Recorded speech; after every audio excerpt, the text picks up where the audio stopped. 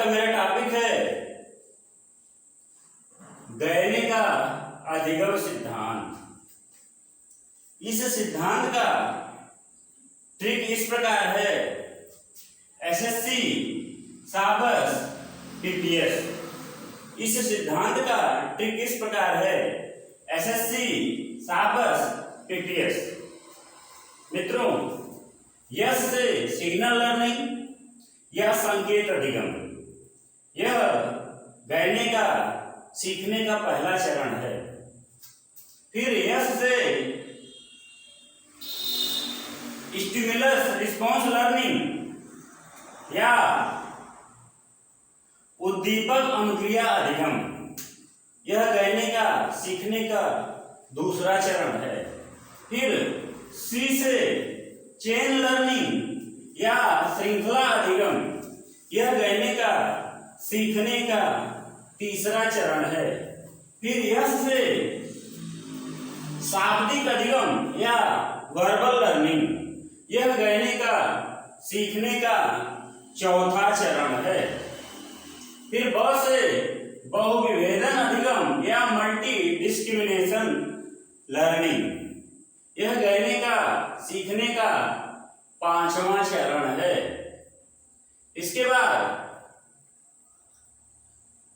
स से संप्रत्यय अधिगम या कॉन्सेप्ट लर्निंग, यह गयने का सीखने का छठा चरण है।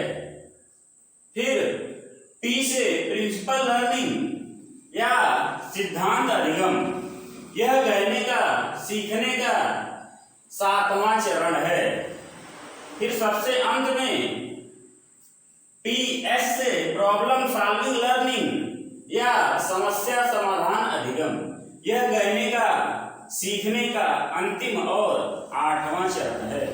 मित्रों, गयने का पूरा नाम रॉबर्ट मिल्स गयने था। यह अमेरिका के शिक्षा मनोवैज्ञानिक थे। गयने की पुस्तक का नाम कंडीशंस ऑफ लर्निंग थी। गयने की पुस्तक का नाम कंडीशंस ऑफ लर्निंग थी, जिसमें गयने ने सीखने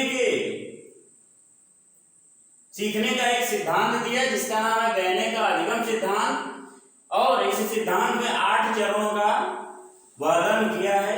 गयने का स्पष्ट कहना था कि यह जो सीखने के चरण हैं, यह क्रमशः नीचे से ऊपर की ओर है, अर्थात निम्न अवस्था से उच्च अवस्था की ओर है।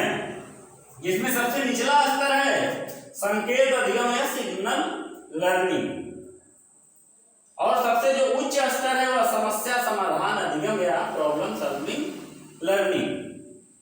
तो गयने ने सीखने के पहले सिद्धांत में यह बताया है कि व्यक्ति संकेतों के माध्यम से सीखता है।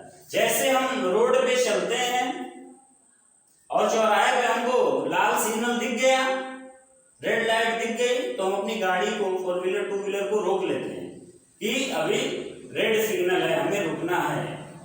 तो इसी चरण को गयने ने संकेत अधिगम किया है। यह पावलोव के सिद्धांत पर आधारित है। गयने का दूसरा चरण उद्दीपक अनुक्रिया अधिगम, यह थार्नडाइक के सिद्धांत पर आधारित है। इसमें व्यक्ति उद्दीपक देखकर अनुक्रिया करता है। इस सिद्धांत में, थार्नडाइक के सिद्धांत में, जो बिल्ली थी वह उद्दीपक देख के क्या करती थी? अनुक्रिया करती थी।